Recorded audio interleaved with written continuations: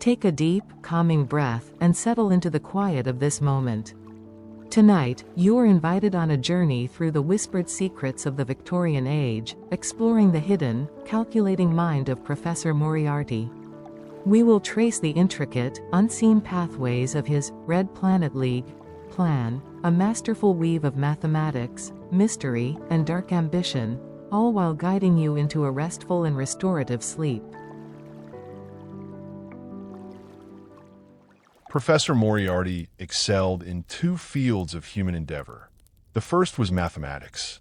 No one could rack up points in addition the way the professor could, or those insane-looking equations made up of short, crooked lines rather than numbers. He solved them in his head purely for amusement. With those damned eyes of his, I would wager our family silver against a few pawn receipts that fractional higher mathematics or logarithms either interest you very little or not at all. If I tell you stories from the other field in which Moriarty was top of his class, you will all be much happier. Crime. The very word makes you shudder, doesn't it? As the team captain who tried to get me into bed when I was a naive schoolboy at Eton once said, "Curse your luck," because this story is entirely about mathematics. By the way, I stuck my penknife into the team captain's testicles, so I preserve my virtue like a young lady. The filthy bastard is nowadays the Bishop of Brichester. But that is beside the point. What matters is mathematics. Prepare yourselves to think, because I may include a little addition. I may ask you to perform your calculations in the margins of the page and mark your answer. Finding out whether you are as intelligent as you think will cost you 3 extra gold coins and a stamp. You probably are not. Most people, and I am not ashamed to admit I include myself, are not as clever as they think. But Moriarty was exactly that clever. Indeed, he was unique.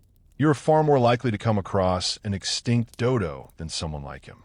According to Mr. Darwin, this is a great blessing for the rest of us. Otherwise, by now we would have been hunted down by skull collectors, and our species would have been wiped out. Returning to our subject, Professor Moriarty was the #1 great chief in both of his talents, which meant there was something else he was even better at than solving complex numerical problems and making a profit through fraud, making enemies. Over the years, and in nearly every part of the world, I have encountered nests of hostility foul enough to win prizes. I remember a few of the sort of wretches who had been drained of their blood, had accepted the yoke of empire, and had declared war on the entire white Christian race. I wish them luck. Sent a regiment of priests and missionaries under Bishop Bottomspanker into a slaughterhouse to meet barbaric tribes and see if I care. In India, some non-commissioned officers wear armor beneath their tunics because they trust none of the soldiers under them. They could be shot in the back at any moment.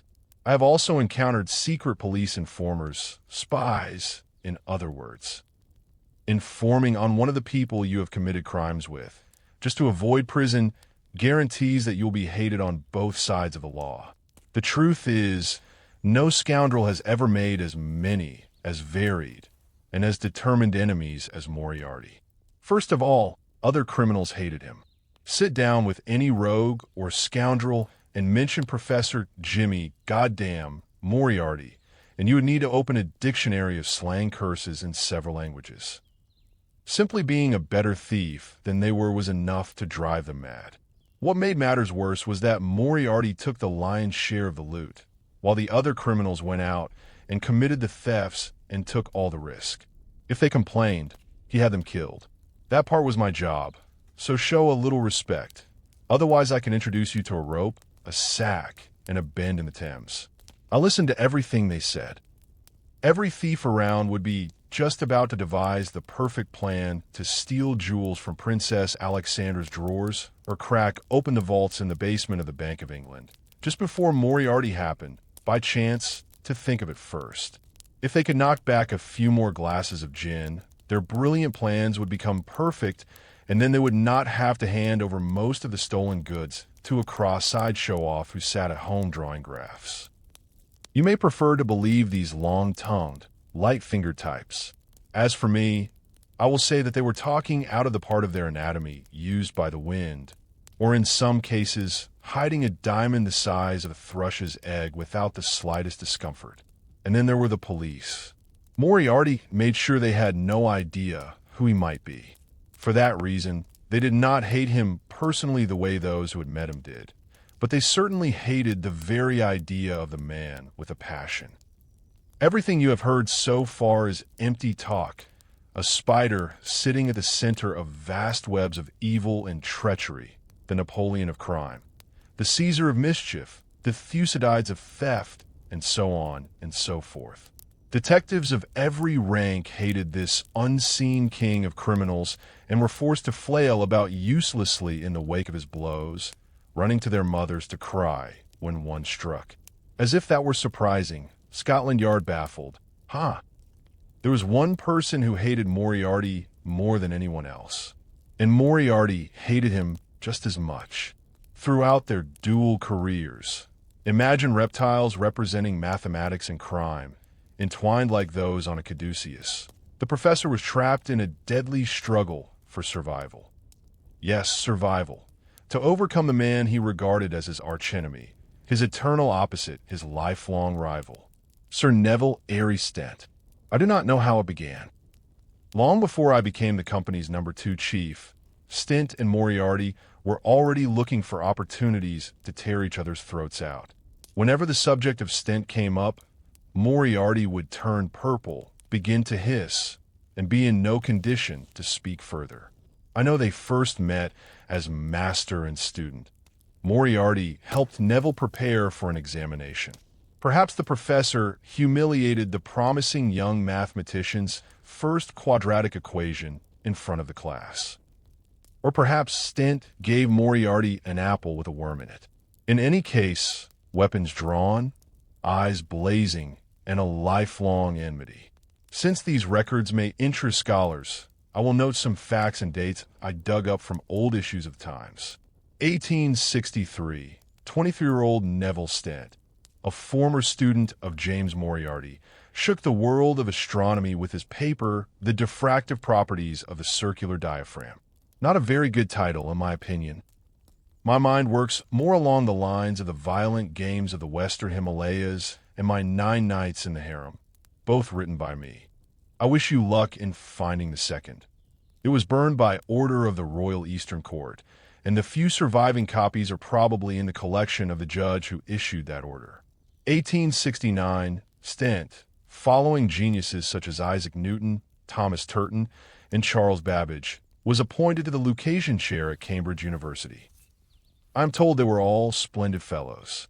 If that chair were an actual piece of furniture, it would be carved in Chippendale style and gilded with 8 centimeters of gold. Along with the Lucasian professorship came a great deal of money, a free house, everyone bowing before you, students you could crush, and tea with the dean's sister every Thursday. Stent had barely warmed the Lucasian seat with his backside before moving on to an even higher position, the Plumian chair of astronomy and experimental philosophy. Officially, it was just a professorship, but everyone in Cambridge called it the Plumian throne. 1872, the expanded book-length version of Diffractive Properties earned Stent the Royal Society's Copley Medal. This is like becoming the vice president of science. When you wear that medal on your lapel, lesser astronomers swallow their chalk in envy as you pass. 1873, Stent published again. His paper on the long-term inequality of the motions of the Earth and Venus corrected the solar system calculations established a generation earlier by Jean-Baptiste Joseph D'Alembert so thoroughly that D'Alembert's formula was discarded and replaced by Stent's formula. JB was dead. Otherwise, in my opinion, Moriarty would have had to stand in line behind him to become Nevil's archenemy. 1878, Stent was knighted by Her Excellency Queen Victoria, who could not count how many children she had, let alone calculate a diffractive index, and was thus acknowledged as the greatest mathematical astronomer of his age. His rivals choked on their abacus beads. Naturally, Sir Nevil was also appointed Astronomer Royal and gained the right to play with all the toys and telescopes in the country. He became the first to gaze upon parts of the sky never before seen. He could name any celestial body he discovered after his cats. With this rank came a grand official residence, Flamsteed House. The Greenwich Observatory was attached to the mansion like a large garden shed. Lesser mortals who wished to take a peek at the man in the moon had to prostrate themselves before Sir Nevil Airey Stent. Take a look at this little community and imagine an engraving of Sir Nevil. A man with long, fair hair, eyes like a romantic poet, strong arms from working with altazimuth instruments, and a small, charming smile that won every heart. His wife, Lady Nevil, née Caroline Broughton Fitzham, was the second daughter of the Earl of Stoke-Pages and was considered one of the most beautiful women of her age. Come now, tell me you do not instantly hate this bookish student. Now, imagine how you would feel if you were a skull-faced, reptile-necked, balding mathematical genius 10 years older than the golden boy of the Greenwich Observatory. You are acknowledged as a very important genius, yet your binomial theorem thesis has faded into a forgotten memory across Europe. Your career has gone no further than being dismissed from a minor, Plumian-less chair in a small-town university where a few decent lecturers toss their caps, said to be nothing more than an empty stool. Officially, you are an army instructor cramming mathematical operations into the heads of foolish soldiers who must pass a few exams before being sent to do brave things in the far reaches of the Empire, or die of a fever in the jungle. No one knows of the exploits or victories you achieve in your other profession. And Stent is the hero of the scientific world, a true comet blazing across the night sky. If you're not grinding your teeth with hatred, it probably means you lost them years ago. Stent. Even the man's name sounds dreadful, doesn't it? I learned everything connected with a dictionary of national biography later. When Professor Moriarty slithered into the waiting room at Burlington House, tense as a coiled cobra and twice as venomous, waving an issue of the Observatory, that is the astronomer's newspaper, did you not know? I can proudly say that I had never heard of the name of the fop who was to give a lecture that evening at the Royal Astronomical Society. As far as I knew, my roommate and I were supposed to attend a private sporting event in Wapping. The contestants were listed as Miss Lillian Russell and Miss Ellen Terry. The bookmakers were hoping people would confuse them with the real women they resembled and think they would strip to their undergarments during the match and wrestle in cream up to their knees. I had placed my 10 pence on Ellen, believing she would plant Lillian's face in the ground 3 times out of 4. I cannot say I was pleased to learn that our seats at this cultural event were unnumbered. While Sir Nevil Stent delivered his latest lecture to a delighted crowd, we would be hiding at the back in disguises that concealed our identities. The title of the lecture was The Dynamics of an Asteroid, a Comprehensive Refutation. Was it not said that the dynamics of an asteroid had elevated the field of pure mathematics to such a high and rare level that no scientific publication could criticize it, said Sir Nevil Stent, smiling as he held up the thick book. I knew the damned book. At least a dozen presentation copies of it were stuffed around our study. It was the professor's masterpiece, the sum of all his knowledge and his contribution to the art of mathematical astronomy. In his rare, sentimental moments, Moriarty liked to say that he was prouder of those 652 pages, which contained no drawings, graphs, or tables, than of the Macau Galookin counterfeiting, the Bradford Relief Fund swindle, or the Featherstone Papal tiara robbery. Of course, Stent continued, we sometimes have doubts about scientific publications. You can find more meaningful things, even in Ally Sloper's half-holiday. A smile spread across the faces of the audience. Stent raised his eyebrows and shook the book as if hoping something might fall out of it. This was followed by giggles. Stent tried to read the book upside down. The elderly couple beside us made sounds resembling unpleasant laughter. Moriarty turned to cast an icy glare at the old man, but the disguise he wore prevented it. He had put on blackened glasses and taken up a white cane to pass as a blind lecturer from Trinity College, Dublin. Stent slammed the book shut against the lectern in front of him. "No, my friends, these are useless," he said. "Things that cannot be understood are of no use to anyone anymore. As long as we allow astronomy to be governed by worthless gibberish, yes, I do not hesitate to use the term, such as Professor Moriarty's pound and a half of wasted paper, it will go no further than stargazing. It would be more appropriate if it were called the dynamics of hemorrhoids, because what is inside is nothing but a pile of nonsense. I obtained a copy of the book this morning from the Greenwich Observatory. As you know, it houses the finest collection of publications and papers in this field. It is open to the finest lecturers and thinkers on this planet. Now, let us examine the dynamics of an asteroid and see what secrets it will reveal to us. Stent picked up the book again and began turning its pages. The first, and indeed only edition. Then he turned to the introduction.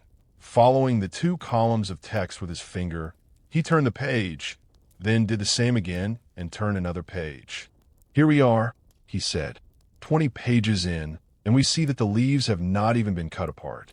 The same is true of the pages that follow. What conclusion can we draw from this?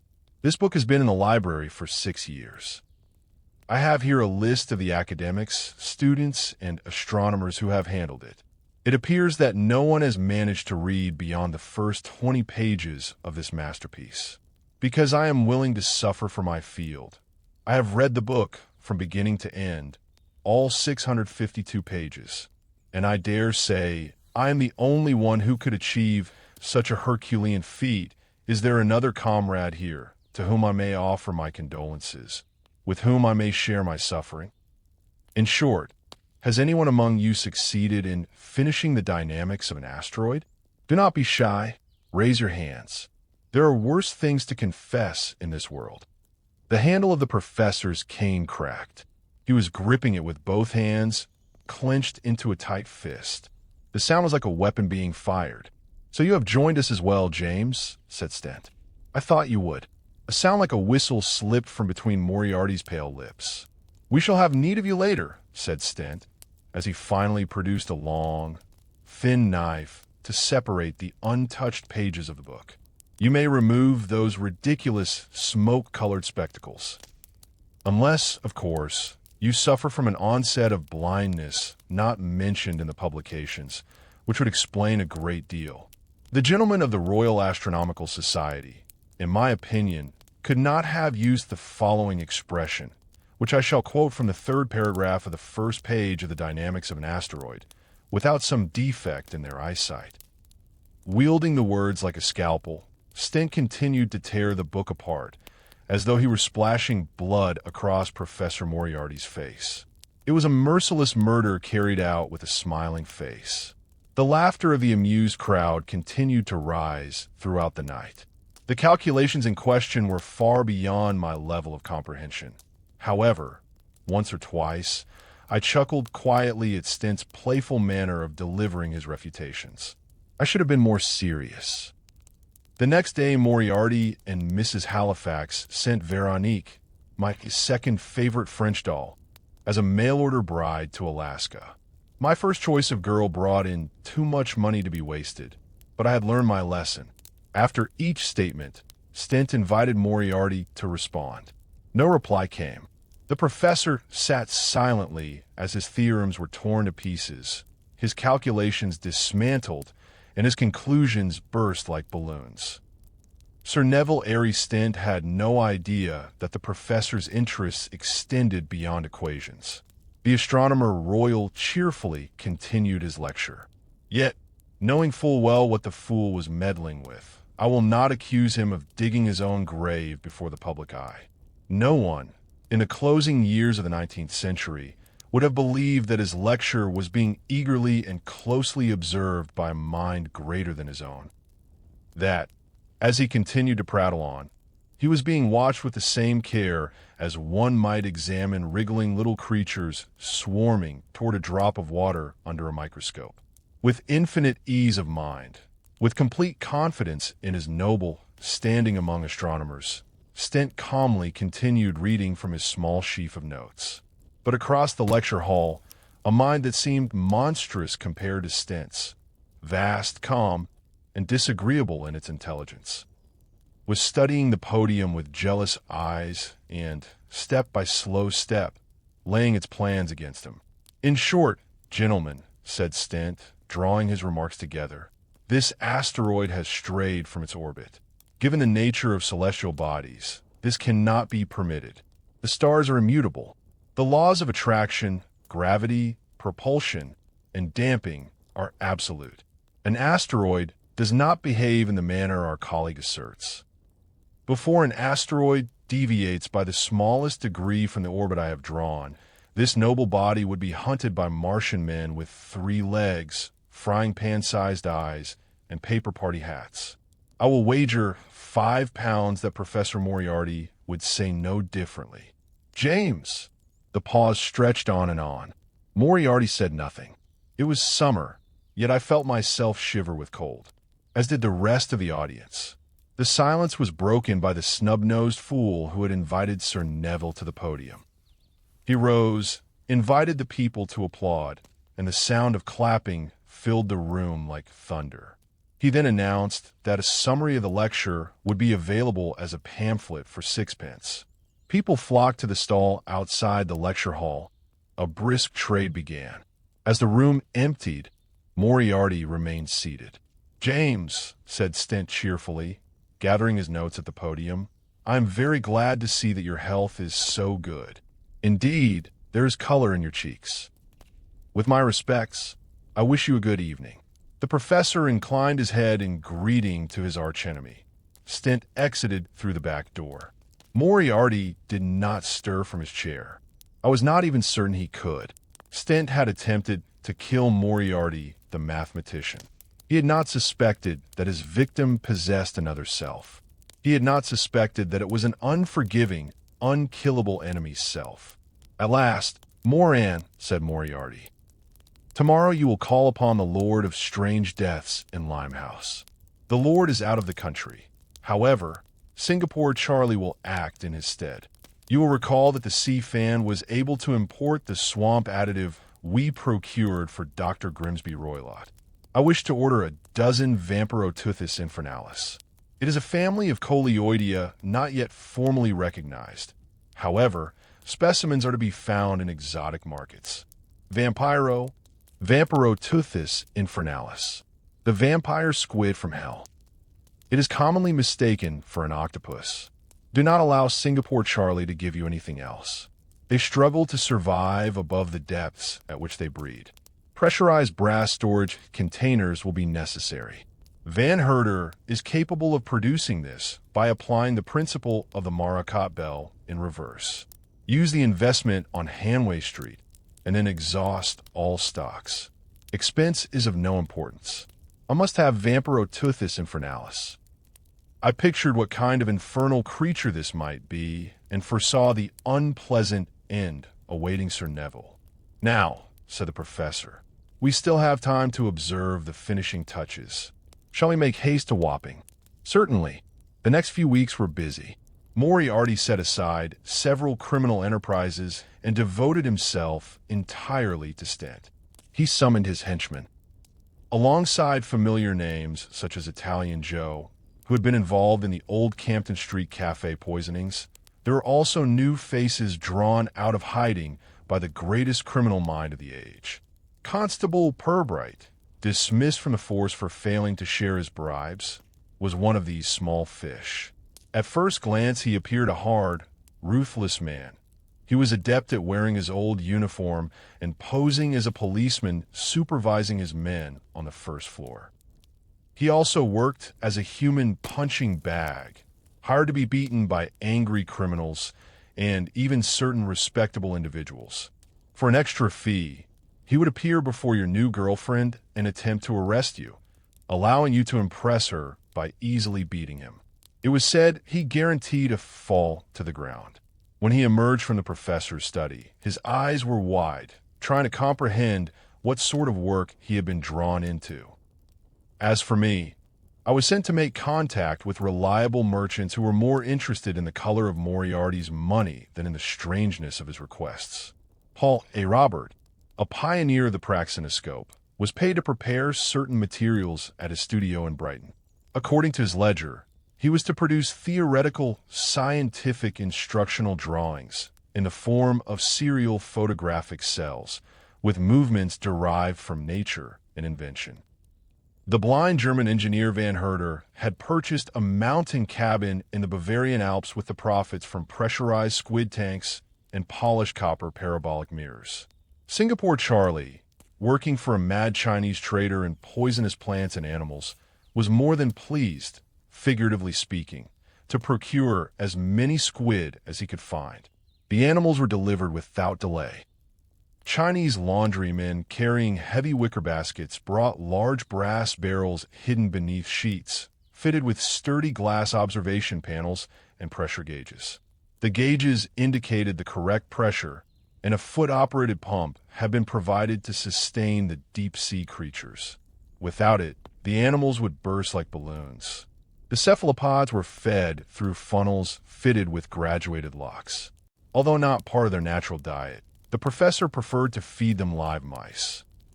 Mrs. Halifax arranged for a trembling maid, indeed, an experienced prostitute, to handle the feeding and pumping. Sullen Pole declared she would rather service the entire crew of a cargo ship than tend to these creatures. For that reason, the compartments were sealed during feeding. Polly, who had no wish to go to Alaska, carried out her duty reluctantly.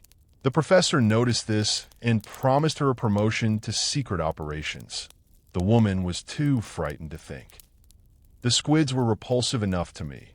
However, Moriarty, dissatisfied with their pale coloring, dripped red dye into their water. Thus they became flame-red monsters. The professor spent hours watching them, observing their rotations within the tanks and the furious thrashing of their tentacles. Do you remember why other criminals hated Moriarty? This was one of the reasons. When he was thinking, nothing else mattered. While operations continued outside, the professor amused himself with his squids. During this time, the famous gold thief John Clay arrived with a plan for a great bank robbery. He sought the professor's advice. However, Moriarty refused, saying he was occupied. Clay left in anger and declared he would carry out the robbery alone. You know that he was later captured. One of the people the professor met was a laborer named George Ogilvy. At first, I took him for an ordinary criminal. However, it turned out he was also an enthusiast of astronomy. He asked Moriarty to sign his book. I believe the movement that appeared on the professor's lips was a smile, which is more terrifying than the clicking of a Vampirotuthis infernalis's beak. Ogilvy launched into a long tirade about Stent. Apparently, Moriarty was not the only one who hated him. According to Ogilvy, astronomers were even more spiteful and dangerous than the murderers I knew. Clutching the now sanctified Dynamics book, Ogilvy left the office in happiness as the first member of the Red Planet League. I dare to ask a question. Moriarty, what is the Red Planet League? His head was swaying in the manner it always did when he was thinking terrible things. He looked out of our window at the pinkish-brown evening air over London. The League is a manufacturer of paper hats, he said. Suitable attire for our cousins beyond the vast emptiness of interplanetary space. Then Moriarty laughed. The pigeons 3 streets away dropped dead to the ground. In Mrs. Halifax's rooms, clients who had until that moment been eager suddenly lost their enthusiasm at the worst possible moment. The vampire squids lashed their tentacles. As for me, I had to suppress the urge to bring up the mutton I had eaten for luncheon. Friedrich Nietzsche wrote at length about how terrible the laughter of the Übermensch is. Yes, I have read a book that contains neither photographs of naked prostitutes nor hunts of wild animals, and claim that even the slightest chuckle of such superior beings contains blood and ice. If that cabbage-headed Fritz had heard Moriarty's laughter, he would have filled his German trousers with blood, ice, and sauerkraut. Yes, he hissed.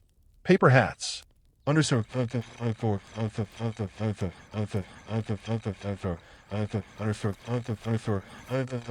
_________________________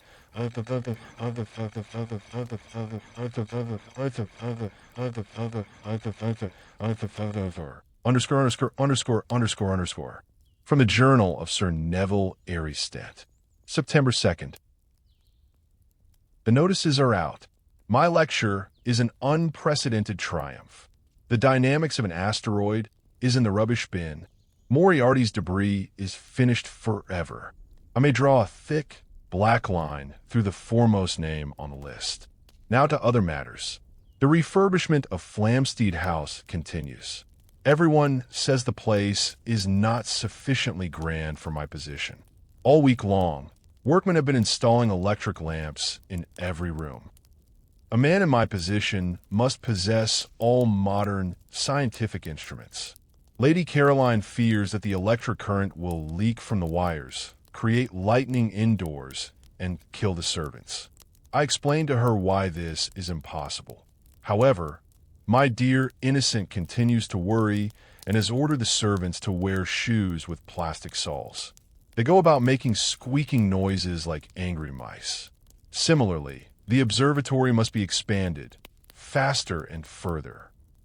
Our new 240-centimeter optical reflecting committee telescope must be the largest in the world. The telescopes at Bear Castle and Lick Observatory will look like tadpoles beside it. I shall almost pity them. Thus, 2 more names are struck from the list. A light breakfast of kedgeree, pigeon, and quail eggs, sole, and finely sliced potatoes for dinner. 2 meetings with Lady C. I must eat more fish. As I review my life and accomplishments on my 45th birthday, I must admit that I am quite pleased with myself. Everyone ought to admire me. When I gaze at the planets and stars, I feel as though I am observing a domain that belongs to me. My queen owns the empire, but she has gifted me the heavens to conquer. Mars winks at me in red. September 6th. Something strange is happening. I went to the Lynn's workshop in 7 Dials on business. Old Parsons' recent work has been mediocre. Therefore, I visited the manager in person and metaphorically kicked the back of his trousers. Having completed my kicking, I left Parsons' shop and noticed the building next door. A sign hung over a grimy window. Sea Cave, naturalist and dealer in antiques. Among the items for sale were dead birds, ivories, shark jaws, fossils, and the like. I thought there had once been a pastry shop on this site, but I must be mistaken. It appears Cave's shop has stood here for years, decaying and covered in layers of dust. My attention was drawn to a display by a red light I glimpsed from the corner of my eye. A narrow, cylindrical beam of light was emanating from a curious object. It was a crystal carved in the shape of an egg and polished to perfection. Had I needed such a thing, which I do not, I might have used it as a paperweight. Then voices rose from within the shop. I recognized one of them. It belonged to that upstart Ogilvy, a supporter of Moriarty.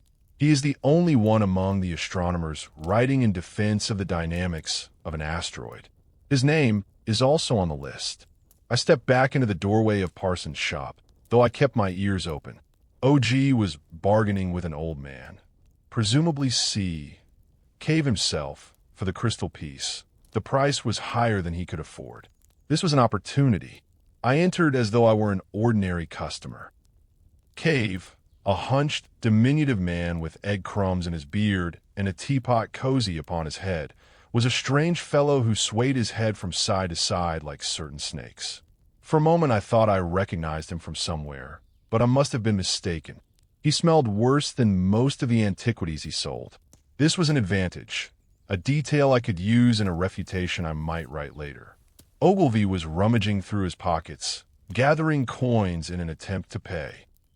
Upon seeing me, he said, "Stent, what luck that you have come," with an inappropriate familiarity, as though we were close friends. "Could you lend me a small sum?" £5, insisted Cave. Not a penny less. Ogilvy was sweating like a hashish addict who could not even afford his next pipe. I had never imagined he could be so desperate. "Of course, my dear fellow," I said. His face lit up, and he extended his hand toward me. "But first I must attend to my own business." "Sir, I wish to purchase that interesting crystal in the display." Ogilvy looked as though he had been punched in the stomach. £5, said Cave. "Stent, that is, you cannot do this. I mean," he began to stammer. "Yes, Ogilvy, is there a problem?" I took out my wallet and handed over £5. Cave recorded the sale in an old ledger and set about removing the object from the display. I looked at Ogilvy. He was trying to conceal his anger and disappointment. "Now, then, as to that matter of the loan," I said, my wallet still open. "It no longer matters," he said, and left the shop, ringing the bell on the door as he went. Another name struck from the list. Cave returned with the crystal wrapped in black velvet. I realized I could still change my mind and take back my money. However, OG might return and purchase the object. I cannot allow that. Cave lifted the crystal and said something about an inner light, a curious expression. Of course, he meant the refraction of light, but it was not appropriate to give a lecture on optics in that setting. Besides, I would gain nothing from it. I took the object with me. Perhaps I truly would use it as a paperweight. I dined on roast boar with apricots at the mayor's house. On the drive home, I conversed with Lady Caroline in the carriage. Excellent. Underscore.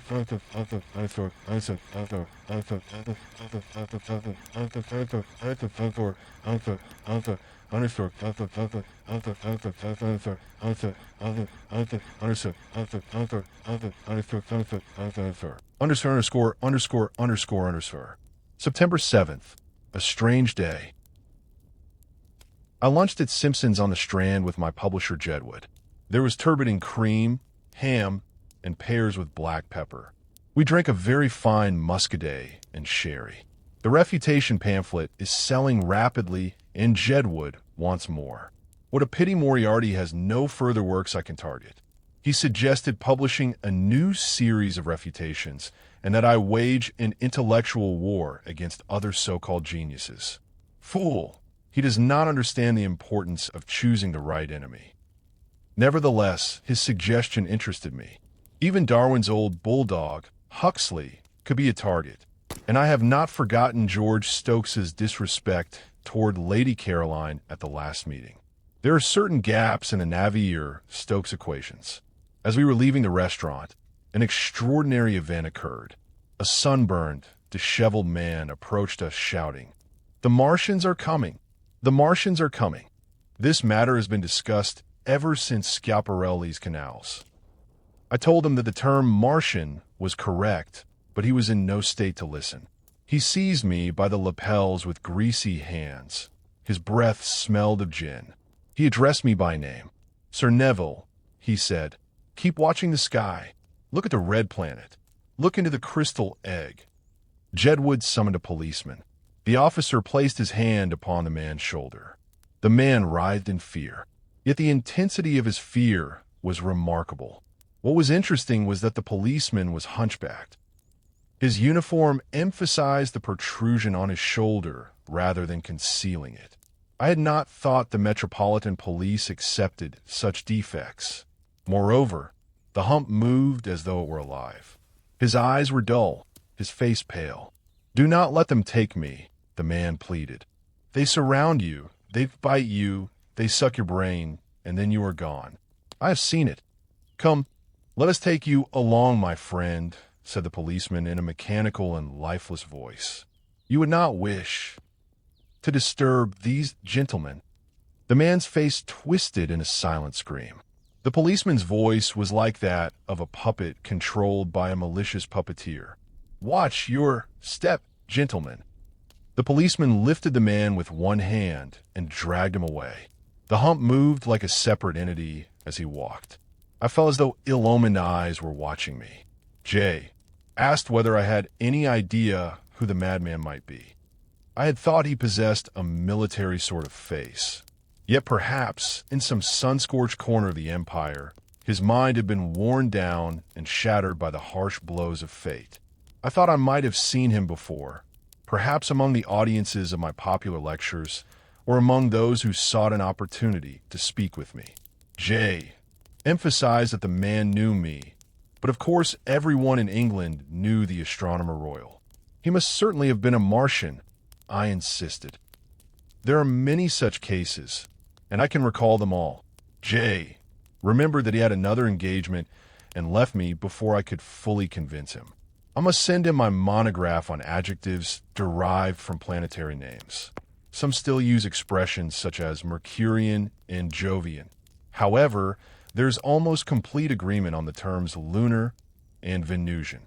By the end of this century, we must surely have colonized the solar system in order to name it properly.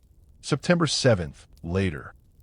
I tried to cast from my mind all the unpleasant memories of the strange encounter I experienced this afternoon, yet the madman's words continued to echo in my thoughts. By chance, all of it proved entirely correct.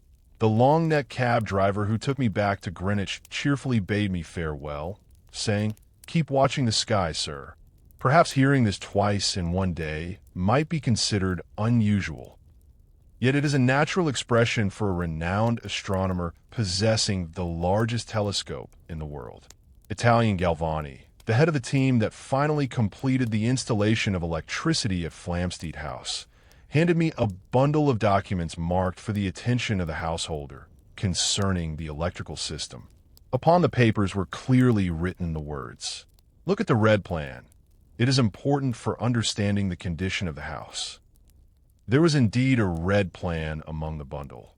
However, it seemed to me as though only the first part of the sentence had been emphasized, so as to repeat the madman's words, while the second part, which carried the true message, had been erased. Then, as I passed the kitchen before dinner, I heard the new housekeeper, Mrs. Huddersfield, speak to the steward, who was asking about the secret ingredient in the mixture applied to keep the face of the new maid Polly clean. Just before she called out egg, she said, "Look at the crystal," referring to the glass food cabinet for Waterford. These two separate phrases merged in my mind into the words of the madman. Look at the crystal egg. Lady Caroline had gone to visit her sister. I dined alone, yet my thoughts continually returned to what had occurred on the Strand, each detail rising again to the surface. It was dessert that broke my distraction. In a crystal bowl, upon a trembling, bright red jelly, there sat a shining cherry, so that it resembled an eye. The redness of the dessert reminded me of Mars, and its trembling brought to mind the unnatural hump of the strangely speaking policeman. At that moment, I remembered the paperweight I had taken from that detestable Ogilvy yesterday. An egg-shaped mass of crystal. A crystal egg. Could the madman on the Strand have been speaking of this ornament? I could not finish my dessert for thinking. Underscore.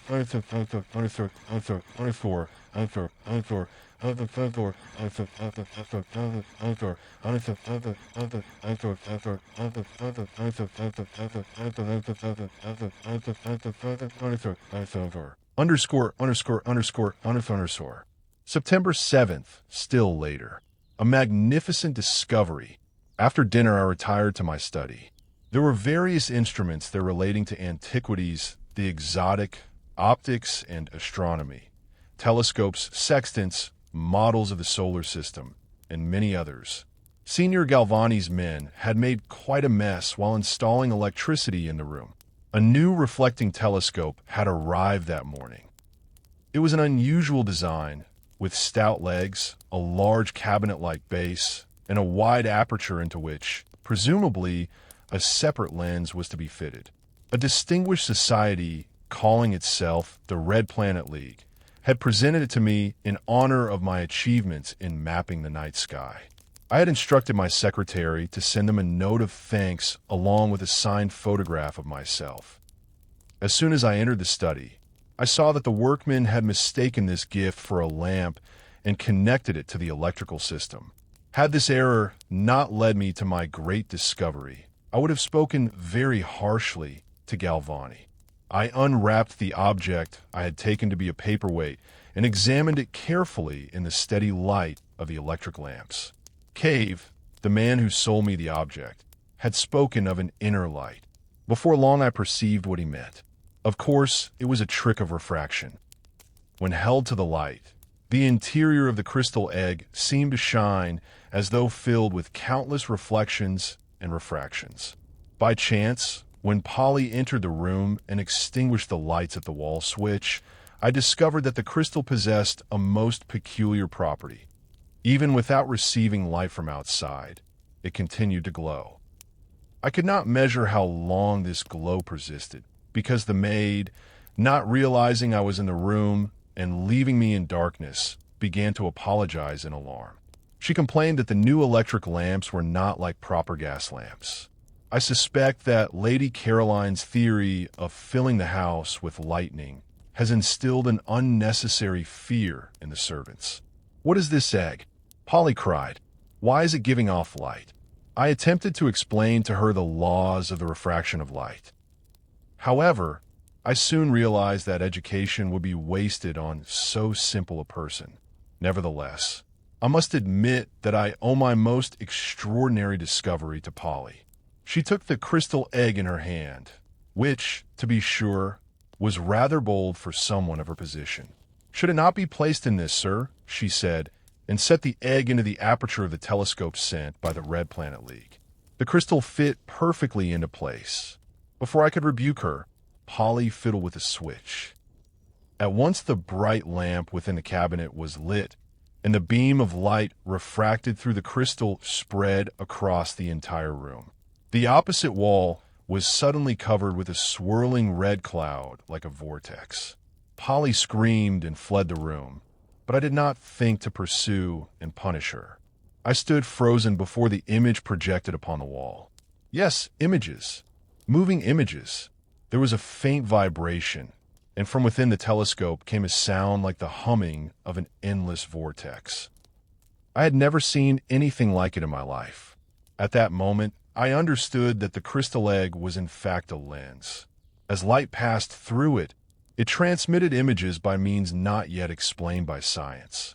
This process alone was astonishing. Yet what truly captivated me were the images themselves.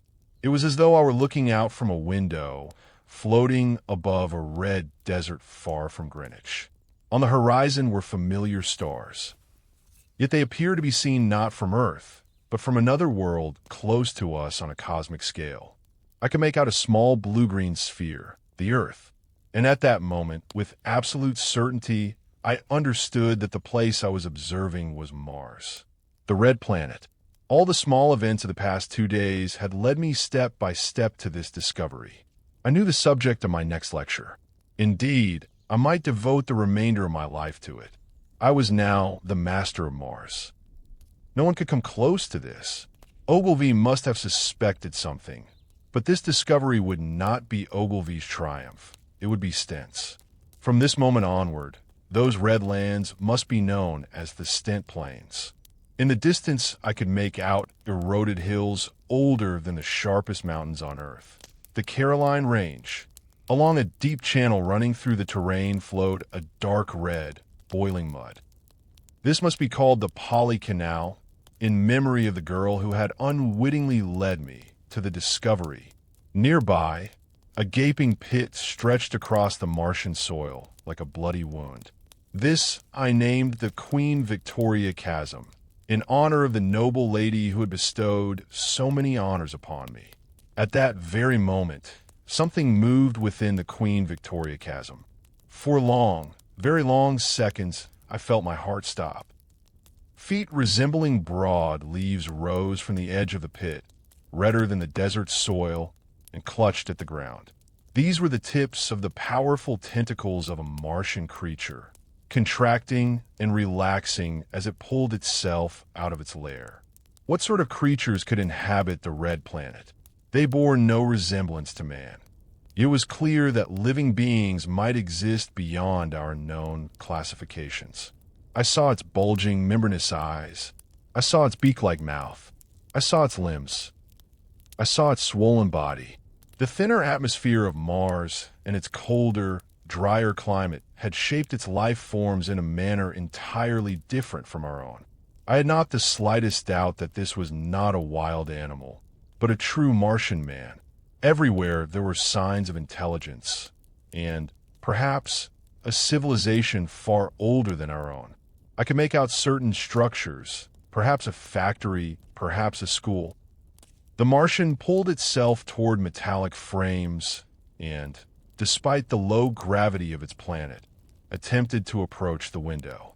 For a moment, I must confess, I was seized by a pure and irrational fear. As I saw the Martian could also see me, was there a counterpart to the crystal egg on Mars? It was impossible to estimate its size, as there was no terrestrial object for comparison. It might have been as small as a puppy or as large as an elephant. It twisted itself toward the window. Its silhouette grew to enormous proportions upon the wall of my study. Beyond its image, I could still make out the wallpaper, the bookshelves, and the framed photographs. Then suddenly the image vanished. There came the sound of a beating wing and a brief, bright, colorless flash of light. After that, both this light and the lamp of the Red Planet League's telescope went out. What irony that a society named after Mars had presented me with a device that revealed unseen vistas of our neighboring planet. I tried again and again to restore the connection by switching the controls on and off, adjusting the crystal in its place. But the window had closed as mysteriously as it had opened. Even so, I was too excited to become angry. I was certain that this event would happen again. Aside from that, I believe I had caught the flu.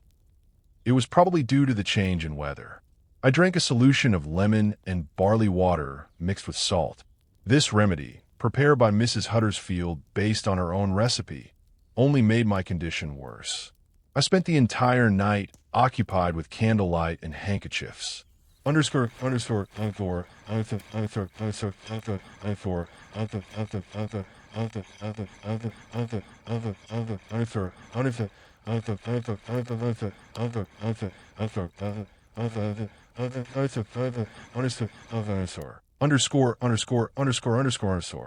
September 8th invasion. This wretched flu had settled upon my head and chest. The servants must not have been sufficiently careful about drafts. Perhaps Senior Galvani's foreign workers had brought some foreign microbes into the house. They would answer for it. Everyone knows how robust my constitution is. Such minor illnesses do not normally affect me. For breakfast there was porridge, honeyed smoked ham, squash, and pears. I drank some more of Mrs. Huddersfield's ordinary and ineffective homemade remedy. She told me that it was normal for the illness to worsen before it improved. However, this statement was hardly comforting. At last, I ordered the housekeeper to abandon this ridiculous mixture and to fetch a proper medicine from the apothecary. I had not yet digested my breakfast when Flamsteed House was invaded. While I was in my study, making notes for my great announcement regarding Mars, I heard the doorbell ring violently and the front door being pounded.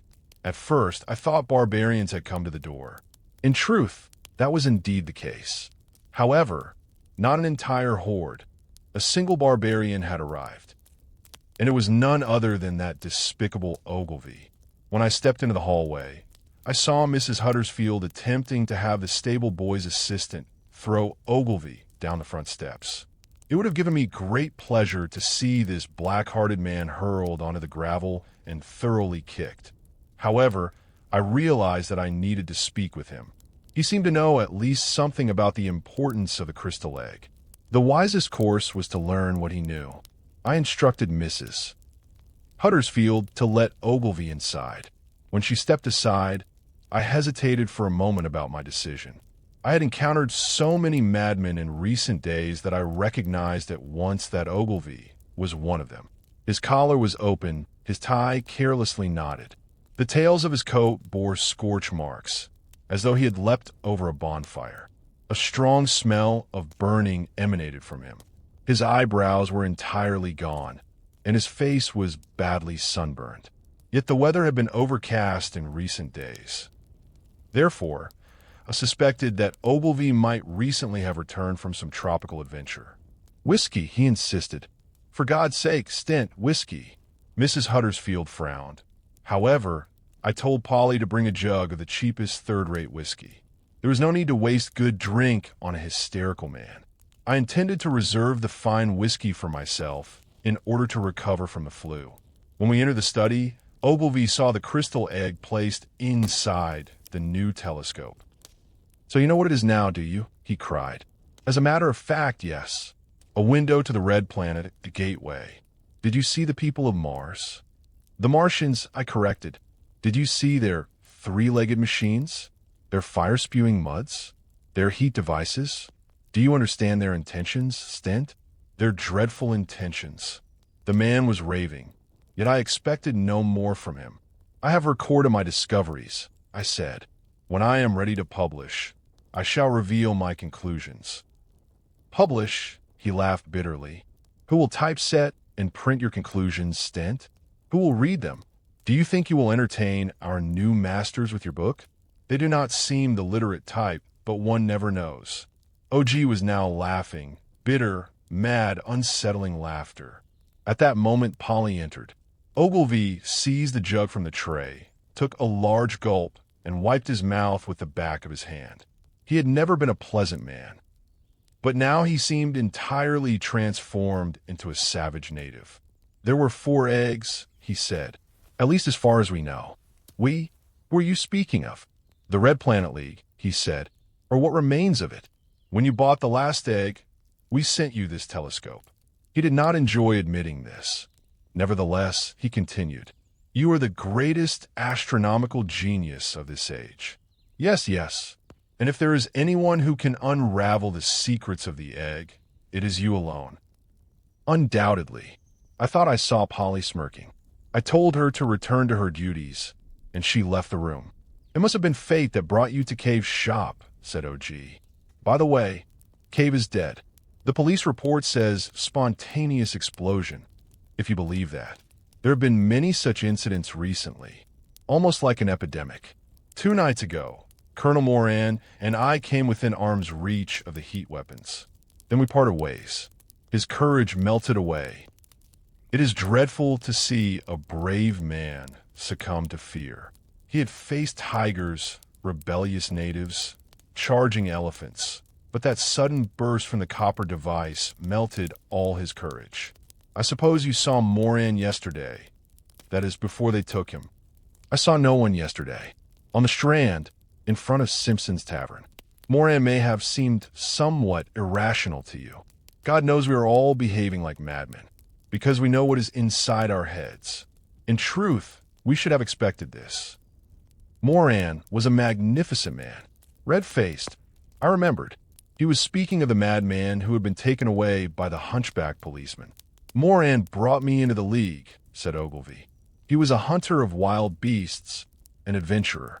He was the one who found the first egg in a temple in India. On certain days of the year, when the light falls upon the temple, the gateway opens and the members of the cult see their gods. Now you know what they truly saw. Stent, the people of Mars. Those tentacles, those eyes, those mouth-like appendages. The second crystal was found when the palace of the Emperor of China was plundered. It was set into a goblet." Ogilvy kept casting sidelong glances at the crystal. For a moment, I feared he might tear it from the telescope and flee. "This last one was sent to England. I do not know how it came into Cave's possession, most likely by dishonest means.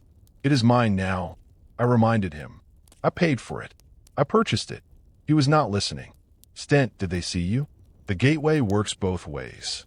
Our seeing them is an accident, merely a small flaw in their grand design.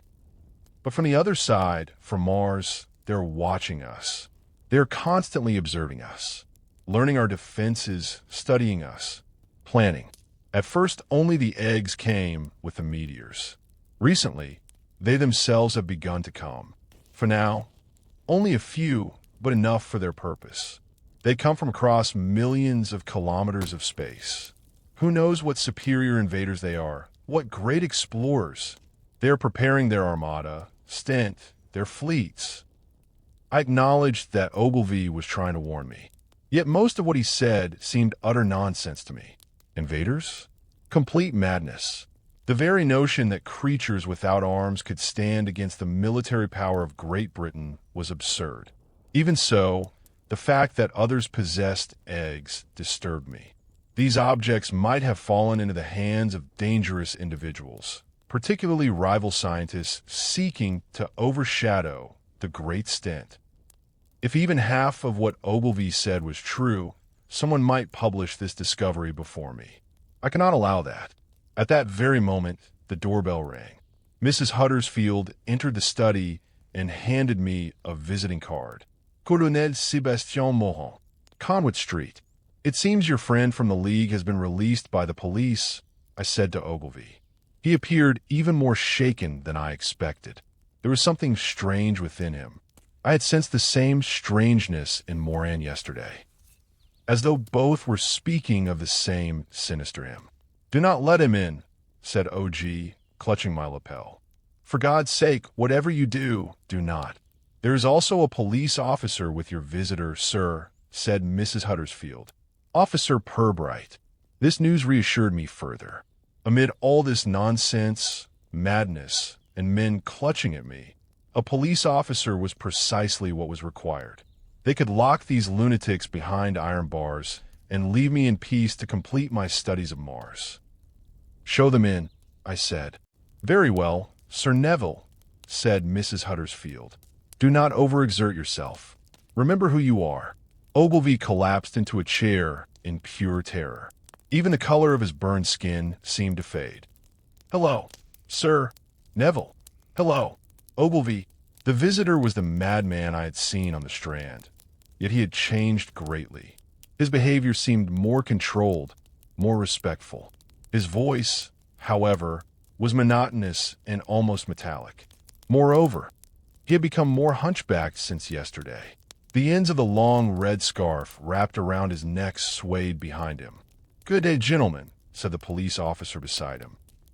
Both of them possessed the same strange manner of speech and the same bodily deformities. They were like brothers. Keep them away from me, cried O.G. They. Do not cause trouble, old friend. Morin and Pirbright spoke at the same time, like a perfectly synchronized duo in a musical performance. Their voices grated upon my nerves. I wanted them all gone at once. I needed medicine and peace. The police officer strode firmly toward the telescope. He placed his hand upon the crystal egg. That is a very delicate scientific instrument, I warned. Evidence, sir, he said, and turned the egg, removing it from its socket. I object to this. Obey. The law, said Colonel Morin. Morin stood directly before me. Behind him, I could see the police officer placing the egg inside his uniform. I paid £5 for that. Stolen property, said Morin.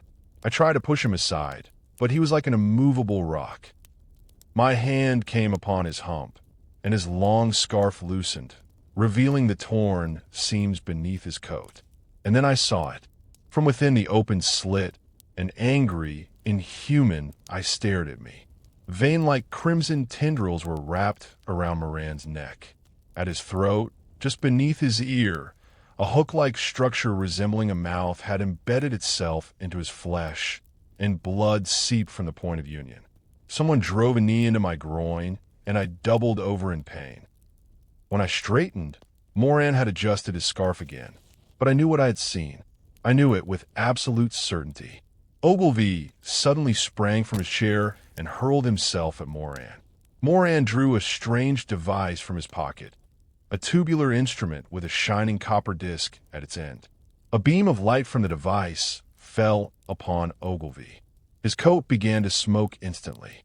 O.G. screamed and fled from the study, running down the corridor and out of the house.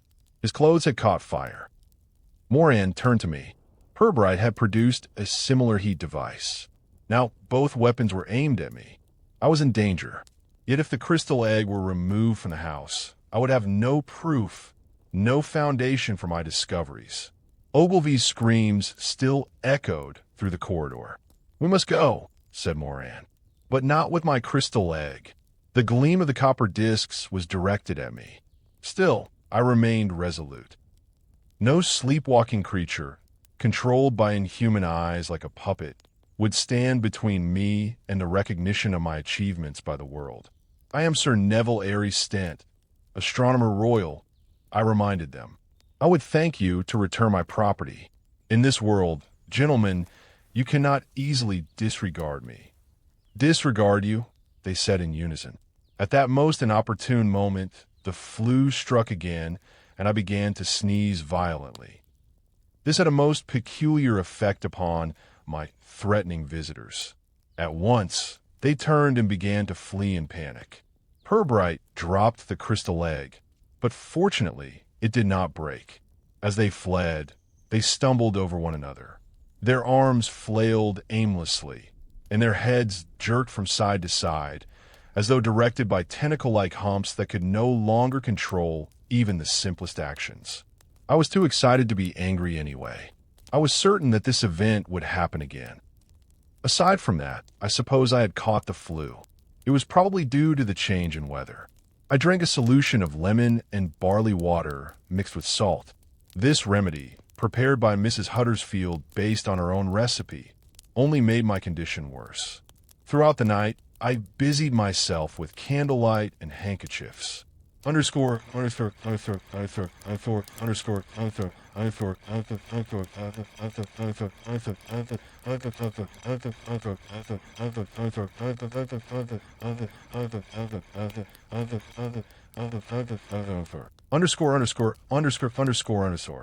September 8th, the invasion. This cursed flu had settled upon my head and chest. The servants must not have been careful enough against drafts. Perhaps Senior Galvani's foreign workers had brought some foreign microbes into the house. They would answer for it. Everyone knows how robust my constitution is. Such minor illnesses do not normally affect me. For breakfast, there was porridge, smoked ham with honey, squash, and pears. I drank a little more of Mrs. Huddersfield's ordinary and ineffective homemade remedy. She told me that it was normal for the illness to worsen before recovery. However, this was hardly comforting. In the end, I ordered the housekeeper to abandon this ridiculous mixture and to fetch a proper medicine from the chemist. I had not yet digested my breakfast when Flamsteed House was invaded. While I was in my study taking notes for my grand announcement about Mars, I heard the doorbell ring violently and the front door being pounded. At first, I thought barbarians had come to the door. In truth, that was indeed the case. But not an entire troop. Only a single barbarian had arrived, and it was none other than the despicable Ogilvy. When I stepped into the hallway, I saw Mrs. Huddersfield calling the stable boy's assistant, trying to have Ogilvy thrown down the front steps. I would have greatly enjoyed seeing this black-hearted man hurled onto the gravel and thoroughly kicked. However, I realized I needed to speak with him. He seemed to know at least something about the importance of the crystal egg. The best course was to learn what he knew. I told Mrs. Huddersfield to let Ogilvy in. When she stepped aside, I hesitated for a moment about my decision. I had encountered so many madmen in recent days that I recognized at first glance that Ogilvy was one of them. His collar was open, his tie carelessly knotted. The tails of his coat bore burn marks, as if he had leapt over a bonfire. A heavy smell of burning came from him. His eyebrows were completely gone, and his face was badly sunburnt. Yet the weather had been overcast in recent days. Therefore, I suspected that Ogilvy might have recently returned from some tropical adventure. Whiskey, he insisted. For God's sake, Stent, whiskey. Mrs. Huddersfield frowned. However, I told Polly to bring a pitcher of the cheapest third-rate whiskey. There was no need to waste good drink on a hysterical man. I intended to save the fine whiskey for myself to recover from the flu. When we went into the study, Ogilvy saw the crystal egg set within the new telescope. "So now you know what it is, do you?" he shouted. As a matter of fact, yes. A window onto the red planet, a gateway. Did you see the people of Mars? The Martians, I corrected. Did you see their three-legged machines? Their fire-spitting muds? Their heat devices? Did you understand their intentions, Stent? Their dreadful intentions? The man was raving. However, I had expected nothing more. I have recorded what I discovered, I said. I shall announce my conclusions when I am ready to publish. Publish? He let out a bitter laugh. Who will typeset and print your conclusions, Stent? Who will bind them? Who will read them? Do you suppose you will amuse our new masters with your book? They do not seem very literate, but one never knows. OG was now laughing, bitter, mad, and deeply unsettling laughter. At that moment, Polly entered. Ogilvy seized the pitcher from the tray, took a great gulp, and wiped his mouth with the back of his hand. He had never been a pleasant man, but now he seemed to have turned into a complete savage. There were 4 eggs, he said, at least as far as we knew. We? Whom were you speaking of? The Red Planet League, he said, or what remains of it. When you bought the last egg, we sent you that telescope. He did not enjoy admitting this, yet he continued. You are the greatest astronomical genius of this age. Yes, yes, and if there is anyone who can unravel the secrets of the egg, it is you alone. Undoubtedly. I thought I saw Polly smirking. I told her to return to her duties, and she left the room. It must have been fate that led you to Cave's shop, said OG. By the way, Cave is dead. The police report says spontaneous combustion, if you believe that. There have been many such incidents lately, almost like an epidemic. 2 nights ago, Colonel Moran and I came within arm's reach of the heat weapons. Then we parted ways. His courage simply fell apart. It is terrible to see a brave man overcome by fear. He had faced tigers, rebellious natives, charging elephants, but that sudden burst from that copper thing melted all his courage away.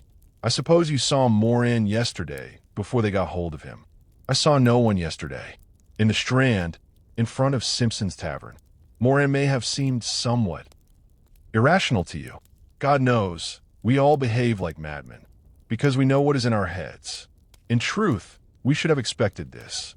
Moran was a splendid man, red-faced. I remembered.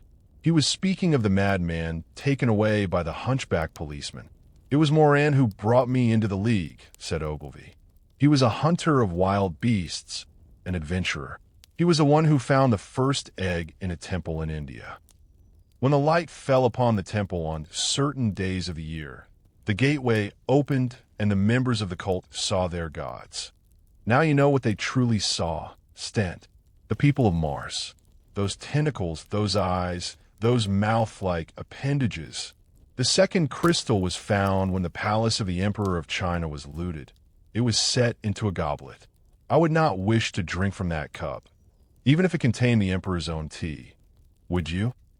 The third was found among the still-hot fragments of a meteor that fell into the California desert not long ago. All of them came into the hands of the League, but then they were taken from us. One might say they were taken back. Ogilvy kept casting sideways glances at the crystal. For a moment, I feared he might tear it from the telescope and run away. This last one was sent to England. I do not know how it came into Cave's possession.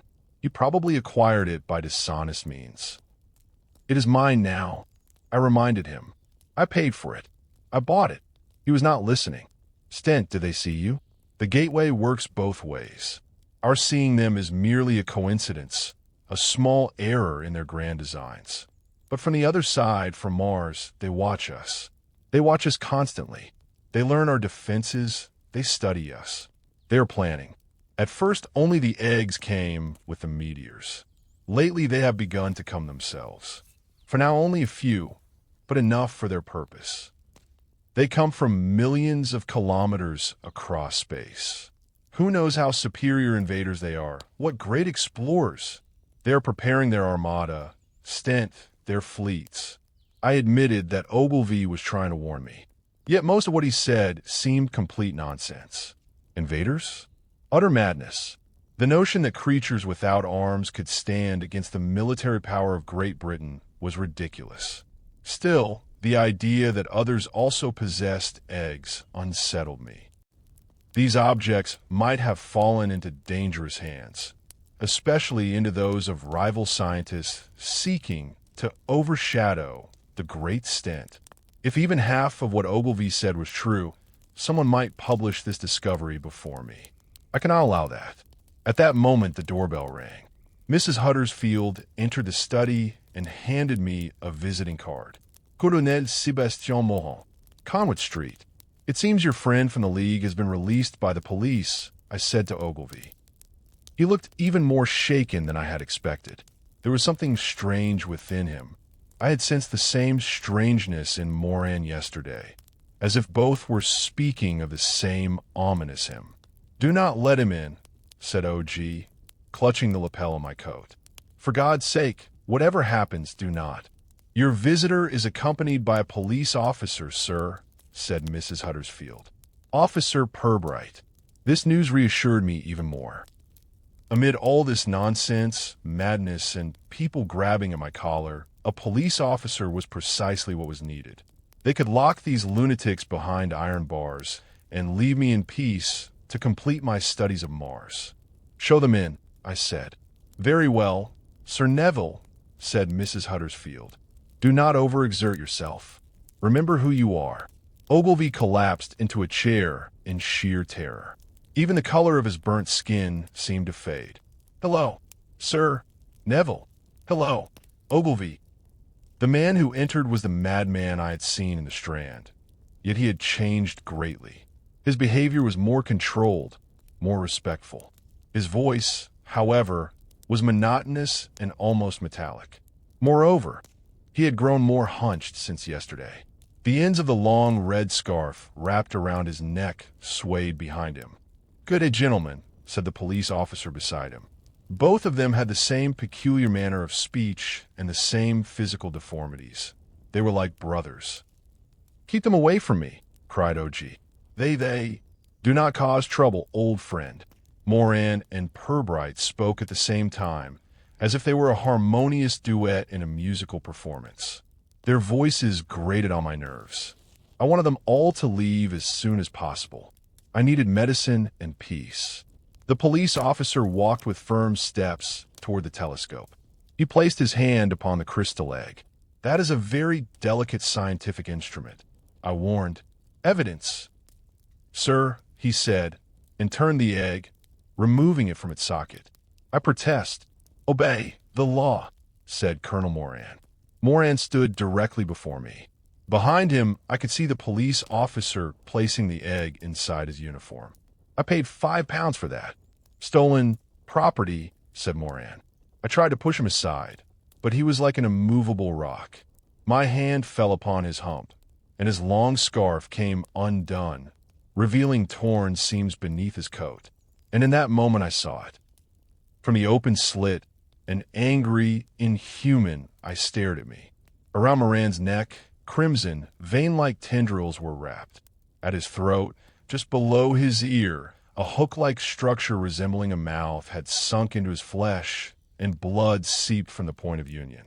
Someone drove a knee into my groin, and I doubled over in pain. When I straightened, Moran had readjusted his scarf. But I knew what I had seen. I knew it beyond doubt. Ogilvy suddenly leapt from his chair and threw himself at Moran. Moran drew a strange instrument from his pocket, a tubular device with a bright copper disc at its end. A beam of light from the device struck Ogilvy. His coat immediately began to smoke.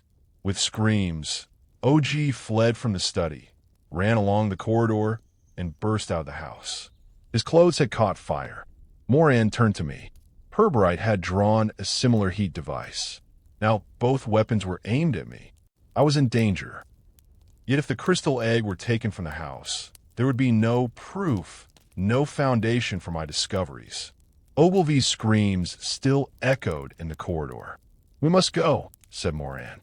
But not with my crystal egg. The gleam of the copper discs was turned upon me. Even so, I was resolute. No sleepwalking creature, controlled like a puppet by inhuman eyes, would come between me and the recognition of my achievements by the world. I am Sir Nevil Airey Stent, the Astronomer Royal, I reminded them. I should be grateful if you would return my property. In this world, gentlemen, you cannot easily disregard me. Disregard you, they said in unison. At that most inopportune moment, the flu returned, and I began to sneeze violently. This had a most peculiar effect upon my threatening visitors. They suddenly turned and began to flee in panic. Pirbright dropped the crystal egg. Fortunately, it did not break. As they fled, They stumbled over one another. Their arms flailed aimlessly, and their heads swung from side to side, as if they were being controlled by tentacle-like humps that could no longer manage even the simplest movements. My upright presence and the dignity of my position had prevailed over these creatures. Yet I had no doubt they would return. I drank some whiskey for my chest and sinuses and reflected upon my victory in this interplanetary struggle. Mrs. Huddersfield called me to the garden. On the gravel path lay a heap of ash in the shape of a man. The wind had already begun to scatter it. I no longer needed to worry about Ogilvy interfering with my discoveries. Sniffling, yet feeling much better, I returned to my study. While Lady Caroline was still absent, I attempted to renew my closeness with Polly. However, for some unknown reason, she rejected me. I suppose I already had enough on my mind. This cursed flu.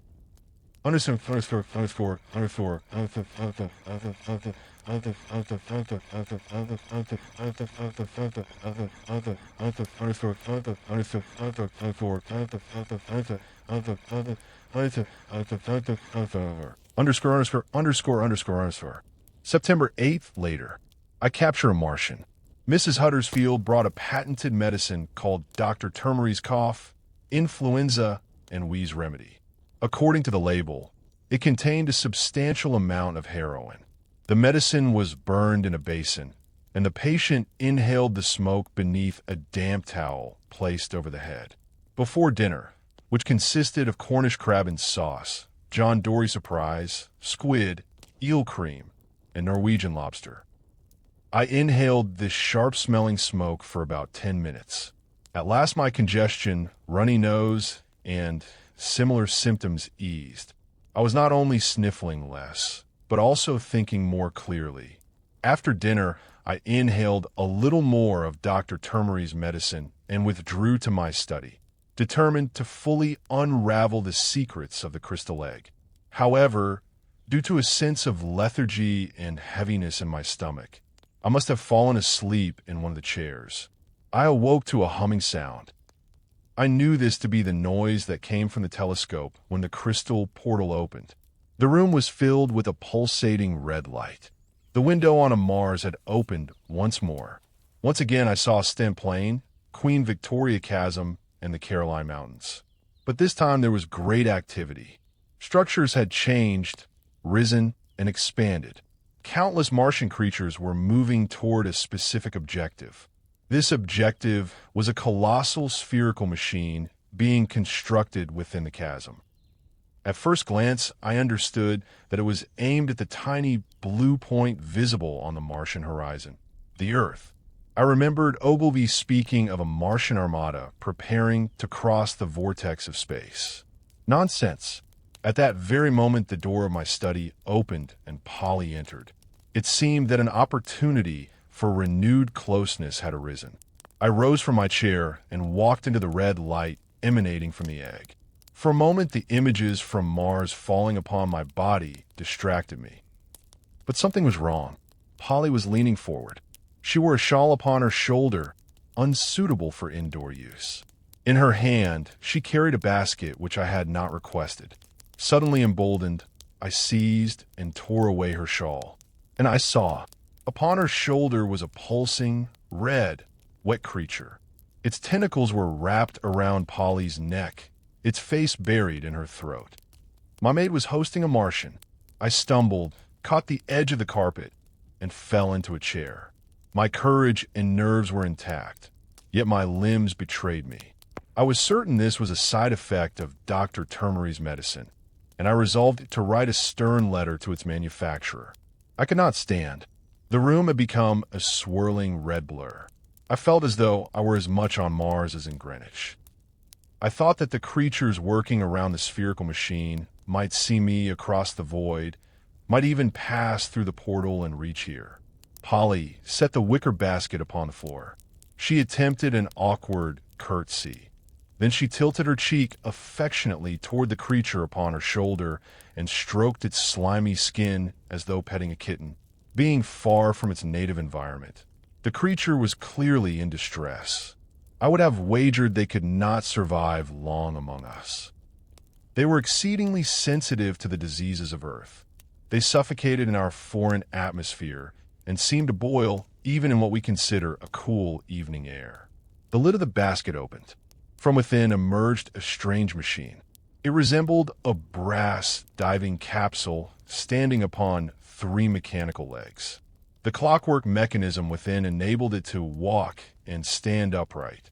Through a thick glass window could be seen the red, tentacled face of a Martian. Within this small sphere, it was comfortable. Undoubtedly, it was protected by an artificial atmosphere filled with nourishing gases native to Mars. I thought that this creature was the leader of the Martians on Earth, the head of the expedition, the most capable diplomat of its planet. I looked into his, yes, the man's, eyes and began to introduce myself. "We know who you are. Mr. Stent." These words were spoken by a hooded figure who entered through the door of the room. At that moment, I understood that the superior being within the sphere could control human minds without the need for physical contact. This ability was evidently developed among the upper classes of Martian society. The hooded person was nothing more than an insignificant instrument. While the master of the Martians spoke through him, the man's head swayed meaninglessly from side to side like that of an idiot. "I see that you have not behaved as you ought," I said. "Instead of wasting time with rabble like the Red Planet League, you should have come directly to me." Nonsensical syllables poured from the mouth of the hooded puppet. Martian laughter. "You may laugh, sir," I said, "but establishing contact with the likes of George Ogilvy could have led to serious misunderstandings between our 2 planets. He is an insignificant man. You have now reached the correct person, the Astronomer Royal. I am the most suitable individual to announce your existence to the notable figures of Great Britain. Political treaties similar to those our world has arranged with Eastern countries may be organized. If interplanetary travel is possible, we may send you missionaries, doctors, and advisors. We must establish a company, the Anglo-Mars Trading Company. I see that you are presently making limited use of your canals. However, a few Scottish engineers could construct railways across your red deserts in a very short time. Furthermore, as I understand, you possess an abundance of unskilled labor." The hooded man continued to produce those strange sounds. I thought this was not laughter, but a kind of song, like the gratitude of a civilization emerging from ignorance and primitiveness into guidance. I gazed into the Martian's vast, lidless eyes. The hooded man spoke. "I speak in the name of the king of Mars." "What? Marty." I was impressed to be hosting so noble a being. "Well then," I said, "how may I serve the king of Mars?" At that very moment, Polly and the hooded figure raised the copper tubes I now recognized. They gleamed in the red light of the telescope. "Martian treachery. You may burn." What followed happened very quickly. A sturdy broom descended upon Polly's shoulder with great force, like a farmer swinging a scythe. The creature was torn from its host. It emitted a hideous scream, was flung into the air, and burst upon striking the fireplace. Its swollen organs spilled from its ruptured skin. The brave and formidable Mrs. Huddersfield had burst into the study. She wielded her broom like a war club. The hooded figure turned and fired his copper tube. A burst of light exploded upon the wall. But Mrs. Huddersfield tripped him, and he fell to the ground. "You devil from another world!" cried Mrs. Huddersfield with great satisfaction. "I will not allow you to trouble the Astronomer Royal." Deprived of control over her mind, Polly stood staring at us, with scorched marks upon her throat and chest. Mrs. H punched and dragged the puppet of the king of Mars out of the room, and even out of the house. The king's cell began to move, advancing sideways upon its 3 legs. With the agility I retained from my days playing in 3/4 of the best team at the university, I leapt upon the machine, fixed it in place, and prevented its escape. Deprived of his puppet, the king had no means left to speak. His eyes bulged outward with a silent, frustrated fury. "Your Excellency, you are captured," I said. "Surrender yourself to my authority." The enchantment of the crystal egg had been broken. The last blurred image lingered for a few seconds, then a bright red light replaced the Martian landscape. The vortex-like rotations accelerated after the image vanished. Before the telescope fully shut down, something within it swung loosely. Mrs. H returned, her broom upon her shoulder, holding the hood of the puppet in her hand. She said she had seen the puppet fleeing and believed him to be nothing more than a mad vagrant. Yet I knew he was insignificant. He was nothing more than a set of vocal cords. Polly had recovered from her faint, but remained dazed. She did not wish to remember that she had cooperated with the creature, now lying tangled and dead within the fireplace. The only thing she could say was that the creature's touch had been sticky and sharp. I suggested she take a dose of Dr. Termery's medicine, but she refused. Apparently she had promised her mother to avoid medicines. Mrs. H also declined the opportunity to taste her own remedy, but I felt that an extra dose would be invigorating and clarifying. I had begun to quite enjoy its effects. After each dose, I felt cheerful. Of course, in the midst of such great events, I was exceedingly excited. The war had ended before it had even begun. I had captured the King of Mars. Furthermore, I now possessed one of the copper tubes. A Martian weapon. I would have to determine how the heat ray functioned. In the burnt section of my study, there was a sharp odor, as though a reactive chemical compound had been applied to paper and left to wait. However, I sensed that the process was related to the conversion of light into heat. I would need to experiment with this device somewhere safer and less expensively furnished. The king writhed within his metal cage. To prevent him from escaping by walking, we bound his 3 legs together with wire. I contacted the Royal Society via telegraph to arrange a Mars conference in 3 days' time. I would use the crystal egg and show the red planet and its inhabitants to those who fancied themselves my scientific equals. To make an impression, I would also exhibit the copper tube, perhaps even lightly scorch the trousers of one of my skeptical colleagues. Then, at the climactic moment, I would present to them the King of Mars. After this, I would certainly be granted a title of nobility. I must become the Lord Flamsteed of Mars. I considered holding a meeting with Mrs. H or Polly, but they persuaded me instead to take another dose of Dr. Termery's splendid medicine. I am a conqueror of Mars. Have you ever read anything so absurd? Believe me, these were interesting pages. The rest of Stent's journal is fit only for lighting fires. What he wrote consists of menus, meetings, and remarks about how magnificent, applauded, beloved, and admired he was. By my count, the Astronomer Royal devoted no fewer than 17,000 words to the installation, removal, reinstallation, shifting by 15 centimeters, and final relocation of a disputed preloader to the exterior of the servants' entrance of Flamsteed House. How did the journal come into my hands? I stole it, of course. By copying these pages, I saved myself a great deal of writing, which was quite fortunate. Instead of filling notebooks with such scribblings, I was able to spend more time in the tavern. Of course, you recognized me when I played the role of the old madman, who later proved reliable at crucial moments in Stent's story. You would not have wished to be there when I began to foam and rave. A similar trick once saved me from being fed to crocodiles. For that strange, halting manner of speech, I had to work harder, and Moriarty trained both me and Police Officer Pirbright so that we could produce that hollow, metallic voice. We even used the rasping mechanisms from Punch and Judy toys. That was the secret of it. For the rest, the professor placed us into the grand design he deemed necessary. Moriarty, like the imaginary king of squids, directed those under his command, and the foolish Stent spoke the words we put into his mouth until he believed himself the conqueror of Mars. Naturally, Ogilvy had no idea how flammable the adhesive substance sprayed onto his coat was. The poor man hopped about in flames around Flamsteed House until someone took pity on him and threw a bucket of water over him.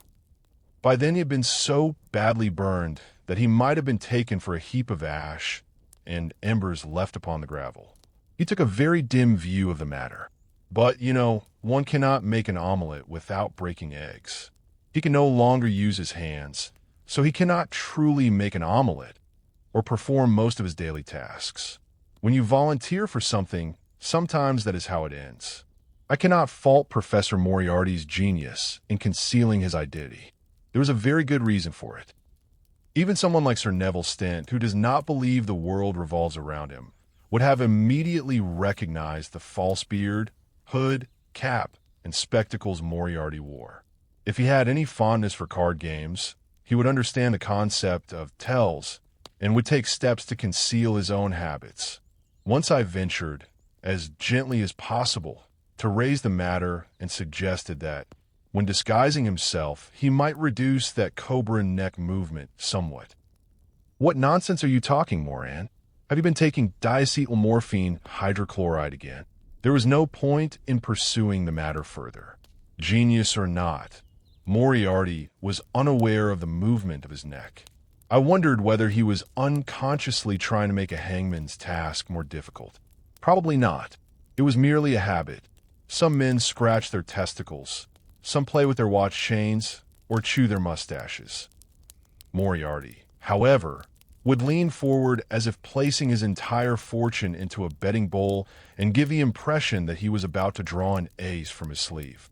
Nevertheless, Moriarty played to perfection the roles of the filthy shopkeeper cave, the long-necked cab driver, the cheerful man giving ominous signs, and the mysterious hooded man, who voiced the words of the King of Mars. By the way, Stent failed to persuade anyone to say people of Mars. As you will understand from the diary, the esteemed Mrs. Halifax, the sullen Polly, Italian Joe, namely Senior Galvani, Police Constable Pirbright, and a few self-sacrificing members of Vampire Teuthus Infernalis spent long hours on stage to provide support. It is truly a pity that we did not make any money from this affair. All this trickery consumed the money from the 5 major robberies and left us in a large debt that we would struggle for a long time to repay. I am aware that we are regarded as unreliable and deceitful people. However, failing to pay a debt owed to a man who prefers to be called the Lord of Strange Deaths was unthinkable. In such a case, even vampire squids escaped from hell would seem insignificant compared to what would befall us. The professor, however, received his due at Stent's conference. This time, Burlington Palace was our venue, since the Royal Astronomical Society was not considered a sufficiently large stage for Sir Nevil. This magnificent building also served as the headquarters of the Royal Society. This society held itself in such high regard that it did not even feel the need to pronounce its full title, the Royal Society for the Advancement of Natural Knowledge. They expected nothing from you except that you bow respectfully before the sacred altars of high science, and then memorize the schedule of the hours you would spend dozing through the lecture. At the time, the president of the society was Thomas Henry Huxley, and you already know what the royal astronomer thought of him. I have no doubt that Huxley, like the rest of the stargazing sycophants of the scientific world, and for reasons that will now be obvious, had no fondness for Stent. Once again we took our places. We concealed our identities, assuming that Stent would not recognize us in the crowd until the crucial moment. The hall was packed, as though rumors had spread that Jenny Lind would sing 86 stanzas of the Ballad of Eskimo, and Lola Montez would dance naked on a rope above the audience. Since Stent had declared that his lecture would shake the world, people from every field of science were present. According to gossip, after the talk, many textbooks would need to be revised or even burned. To me, the crowd looked like a shabby collection of pleasure-seeking, foul-smelling schoolmasters. But the professor licked his lips with delight as he listed the important figures present. Alongside native geniuses were Americans, Frenchmen, Germans, Italians, elegantly dressed natives from distant lands, and even a real Belgian. All had titles too numerous to count. Most would have looked more modest had they not been so old and chalk pale. Our own men, neatly dressed and carrying hat boxes and picnic baskets, were also present as support staff. A loud-mouthed apprentice from a drapery shop tried to slip close to the platform, but was properly removed for failing to pass the lower-class boundary. This time Stent wanted a dramatic effect. The lights in the hall were extinguished, and the podium was illuminated by a single spotlight. The Mars Conqueror stood in a dramatic pose within his robe-like coat. "Gentlemen," he began, "we are not alone." With a whip-like motion, he tore away the covering of the reflective telescope where the crystal egg had been placed. He had finally managed to get Polly to draw a diagram explaining how she had accidentally operated the telescope. The squid-like creatures writhed in the sand pool, struggling to remove a plug to reach water. The audience held its breath in astonishment, while some coughed skeptically. A few rows moved back, making the already supernatural images even more unsettling. Some of these images I had seen were filmed by Mr. Paul A. Robert of Brighton. His young assistants had to hand-color each frame. Robert had a glass-roof studio under construction in the Downs. I was forced to travel there blindfolded in a carriage, as the American swine feared the process would be stolen if seen without permission. I wish him luck. Apart from making the royal astronomer look foolish, Robert's so-called moving box pictures do nothing except cause unbearable headaches in those who watch them too long. The film frames still made that damn flapping and clicking noise as they passed in front of the bulb. If you ask me, the reason Robert's moving box pictures never took off is that noise. They can never replace the stereopticon. When the images from the crystal egg ended, Stent was bombarded with questions. Some concerned the creatures, but most focused on Robert's box, which they had never heard of before. Some even claimed that the inventor had been displaying it to attract investment.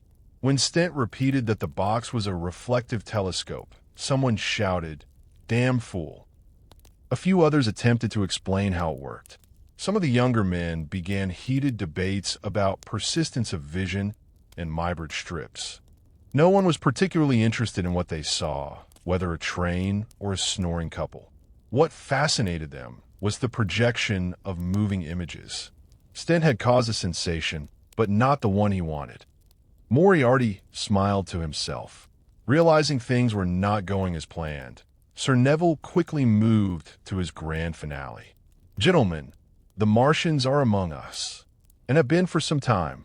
Boos, whistles, laughter. Stent pulled away the covering from another of his exhibits. "This," he said, "is the King of Mars." A sudden silence fell. The chamber's window acted as a magnifying lens, revealing the ugly red face of the imprisoned creature. Its mouth-like opening clicked furiously. For a moment, everyone froze. The swollen alien eyes, embedded in angry red folds, seemed to scan the assembled scientists as if ready to march through the rows, unleash their heat rays, summon bloodthirsty horrors from the sky, and destroy the geniuses of Earth. The red tentacles curled, as if preparing to crush human resistance before Martian flags would one day fly over the charred ruins of Burlington Palace. Robert's box was forgotten. This new horror consumed all attention. Feeling he had won over at least some of the audience, Stent regained his confidence. His thick skin shrugged off the earlier ridicule. The front of his shirt bulged outward like a squid rising from the depths, and he looked at the audience with his old air of superiority. If the King of Mars could impress the Royal Society, then Stent could shift his allegiance away from the lesser earthly king he had previously served. If his superior intellect was not properly appreciated on this miserable planet, perhaps he should seek patronage elsewhere.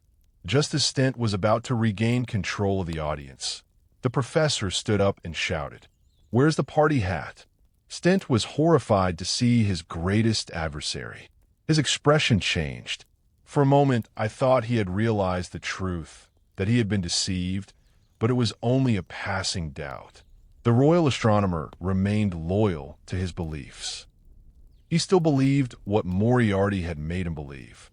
"What I hold," he said, lifting the copper tube, "is, I insist, a visitor from another world."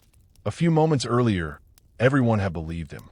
Now skeptics and realists alike, this being an age of skepticism, began to approach the Trojan horse and tear it apart. An elderly Frenchman in the front row stood up and peered closely at the chamber through his butterfly spectacles. "It is a heat ray device," Stent said in his cracking voice. "A Martian weapon." He pointed it at the astonished crowd, as though he might burn them all at once. Of course, unlike a Flamsteed manner, it was not coated with a slow-acting chemical that ignited upon contact with flame. "It is a squid," said the Frenchman. "A rare specimen, but not an unknown one. Painted red, nothing more." Laughter spread through the hall. A paper airplane made from the program sheet flew from the back rows and passed beside Stent. "This is the King of Mars," Stent said, turning to the Frenchman. "Wa marti. And you, sir, are an ignorant fool. You know nothing of the worlds of extraterrestrials." "Eh bien, perhaps," the Frenchman conceded. "But I, monsieur, am Professor Pierre Aronnax, the greatest living authority on deep-sea creatures. You may be more knowledgeable about the stars, and I respect that. But in marine biology, you are a 5-year-old child, and I am a walking encyclopedia. I repeat, it is a squid. An unhealthy squid. Stent, is it your 6 squid you owe me?" Someone shouted mockingly. "Here, here," cried a group supporting Aronnax. "Squid, squid." Stent's world was collapsing. He could not speak. His mouth opened and closed, producing no words. I could see how much he needed Dr. Termery's medicine. A powerful mixture indeed, but it should not be overused. The royal astronomer pressed his fist to his temples as if trying to retreat into his own solar system and shut out the noise. In that imaginary world, multi-limbed creatures crawled across Martian sands, riding 3-legged war machines to enslave humanity and raid Earth for sport. Moriarty's facial muscles were stretched like sun-dried drum skin, his expression frozen into a skull-like grin. His eyes gleamed like Chinese lanterns. I would wager every muscle in the old ascetic's body trembled with vile pleasure. This was always how it went when things unfolded as he wished. Huxley left the hall in disgust. A select group followed him. Lesser colleagues remained a jeer. The drapery apprentice stuck his head in again, asking whether he had missed anything. "Wait, don't go," Stent shouted desperately. He pressed frantically on a screw in the copper tube. Nothing ignited. "You endanger yourselves by refusing to believe. The Martians are coming. Fools, you must listen to me. If you do not support me, you will be next. They are here. The Martians are among us." At that moment, Moriarty signaled. Several of our backstage men rose and suddenly pelted Stent with squid specimens. Once out of water, squid cannot live long. But as we had seen with Polly, they attempted to cling to anything around them, inflating and eventually bursting from internal pressure. It was a remarkable sight, though most of the paying audience had already left. Stent was completely overwhelmed. Tentacles wrapped around his legs, chest, and hands. One clung to his face like a mask. Its slit-like mouth sealed over his own like a horrific kiss, silencing his screams. Bent over and convulsing, he shook violently as he was covered in vampirotuthis. Finally, attendants arrived and pulled the dead creatures from him. Professor Aronnax tried to protest against the mistreatment of this rare species, but since he spoke in French, no one cared. As Moran had said, some Englishmen, even women, do not care about cruelty to children, but will not tolerate the slightest harm to their furry and feathered friends. But Pierre Aronnax was truly exceptional. After our missile-like squid had been thrown, the professor signaled, and our well-paid men, carefully selected, if truth be told, for their intelligence that evening, merged into the crowd. When Moriarty pays you to throw squid at an astronomer, the smartest thing to do is ask straight throw or curved and get on with it. As Stent was being fitted with a straitjacket, he was still begging for Dr. T.S. medicine, trembling, sweating, and terrified. All the threads holding him together had snapped. It appeared that the director of Purfleet Asylum was also in the audience, ready to take the babbling madman from Lady Caroline's hands. I believe she had already prepared the documents, intending to control Sir Nevil's property and fortune. As the second daughter of a count, she did not have much money, but Stent's wealth would keep her comfortable for a long time. I made a mental note to investigate this matter. The royal astronomer was carried out of Burlington Palace, strapped to a stretcher. We lingered in the grand hall filled with portraits of former presidents. The attendants paused for a moment. Moriarty leaned over his longtime enemy, now completely deranged. Stent's eyes had rolled upward. His cheeks were marked with disturbing suction-like red lines and dots. His thin-lipped, malevolent face, the author of Dynamics of an Asteroid, stared upward, trying to make sense of Moriarty's silhouette. "I believe I have made myself sufficiently clear," said Professor Moriarty. "And you, Stent, have finally learned your lesson.